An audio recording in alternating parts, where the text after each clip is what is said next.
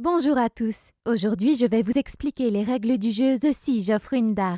C'est un jeu coopératif conçu pour 1 à 4 joueurs de 10 ans et plus, dont les parties durent environ 60 à 90 minutes. Le but du jeu est de défendre les mines jusqu'à ce que nous puissions creuser un tunnel pour nous échapper avec notre trésor.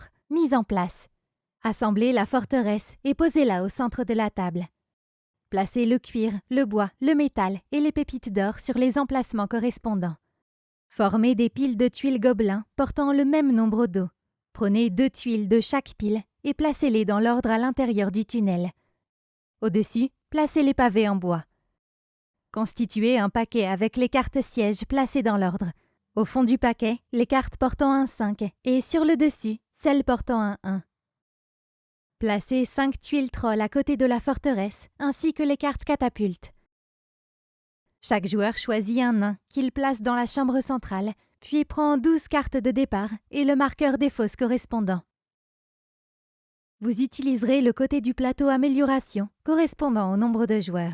Placez-y les cartes amélioration de chaque couleur dans l'emplacement correspondant et retournez les 5 premières cartes jaunes. Placez 5 cartes mercenaires face visible. Choisissez le niveau de difficulté et placez dans la cour de l'entrée du tunnel autant de gravats qu'indiqués. Mettez en réserve les silhouettes et les pions restants, ainsi que le dé. Enfin, chaque joueur prend au hasard 2 de ses 12 cartes de départ et les place sans les regarder sous son marqueur des fosses. Les 10 cartes restantes constituent son paquet. Il en pioche 5 qui forment sa main de cartes. La partie peut commencer. Le plus petit joueur joue en premier. Tour de jeu. Lors de votre tour, effectuez les actions suivantes dans l'ordre indiqué. A. Activez la tour de siège et ou la catapulte. Vérifiez si elle se trouve dans votre zone de jeu. Si c'est le cas, activez-les. Tour de siège. Révélez la première tuile troll et placez-la avec un troll dans la cour de l'entrée du tunnel. Catapulte.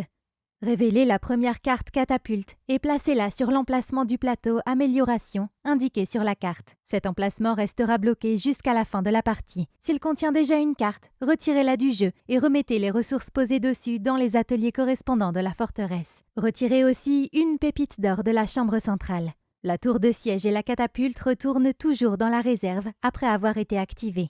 B. Jouez des cartes orques. Si vous avez des cartes orques dans votre main, vous devez les jouer maintenant. Lorsque vous jouez une carte orque, révélez la carte du dessus du paquet de sièges et résolvez-la. Orque. Placez le nombre d'orques indiqué sur la carte à l'extérieur du mur montré sur la carte. Certaines cartes orques possèdent une icône flèche. Dans ce cas, déplacez tous les orques en jeu d'une case vers la chambre centrale. Lorsqu'un orque pénètre dans la chambre centrale, il y vole une pépite d'or. Remettez-la dans la boîte et retourne dans la réserve. Tour de siège et catapulte. Quand une de ces cartes sort, placez la pièce correspondante dans votre zone de jeu. Si elle se trouve dans la zone de jeu d'un autre joueur, activez-la comme expliqué précédemment, puis remettez-la dans la réserve. C. Jouez toutes les cartes nains. Jouez le reste des cartes de votre main, une par une, en effectuant entièrement l'action de chacune avant de passer à la suivante. Vous ne pouvez effectuer qu'une seule action par carte, même si plusieurs sont indiquées. Seules les armes ou les outils magiques permettent d'en effectuer 2. Les actions des cartes nains sont se déplacer. Pour chaque case indiquée sur la carte, votre nain peut se déplacer vers une case adjacente. Certaines cartes armes ou outils magiques vous permettent de vous déplacer n'importe où dans la forteresse. Utilisez des ressources. Vous pouvez effectuer cette action si votre nain se trouve dans l'atelier correspondant à la ressource indiquée sur la carte et qu'aucun orque ne s'y trouve. Prenez le nombre de ressources indiquées sur la carte et placez-les sur une ou plusieurs cartes sur le plateau amélioration. Vous ne pouvez pas stocker de ressources pour les utiliser plus tard. Certains gobelins exigent des ressources pour vous laisser tranquille. Vous pouvez utiliser des ressources de cette façon. Attaquer. Quand vous attaquez, vous pouvez jouer plusieurs cartes en même temps pour obtenir plus de dés, jamais plus de 5 dés. Attaque au corps à corps. Votre nain doit se trouver dans la même case qu'un orque. Prenez autant de dés qu'indiqué sur la carte jouée pour l'attaque et lancez-les. 2 coups infligent un dégât. Un dégât suffit à vaincre un orque. Vous pouvez vaincre plus d'un orque avec le même jet de dés. Attaque à distance. Votre nain doit se trouver sur une des 3 tours de la forteresse. Dans ce type d'attaque, seules les arbalètes comptent. Chaque arbalète inflige 1 de dégâts. Vous pouvez attaquer à distance tous les orques sur un mur, les orques hors de la forteresse, ou la catapulte, ou la tour de siège si elles sont dans la zone d'un joueur. Choisissez votre cible avant de lancer les dés. Vous ne pouvez pas attaquer à distance l'intérieur de la forteresse, sauf la cour de l'entrée du tunnel. Creusez. Votre nain doit se trouver dans la cour de l'entrée du tunnel et il ne doit pas y avoir d'ennemis sur cette case. Retirez autant de gravats qu'indiqué sur la carte. Dès que vous avez retiré le dernier morceau de gravat de la cour, retirez la section de tunnel la plus proche de la tour du tunnel. Vous révélez ainsi 2 tuiles gobelins que vous devez placer face visible dans la cour avec 2 silhouettes de gobelins.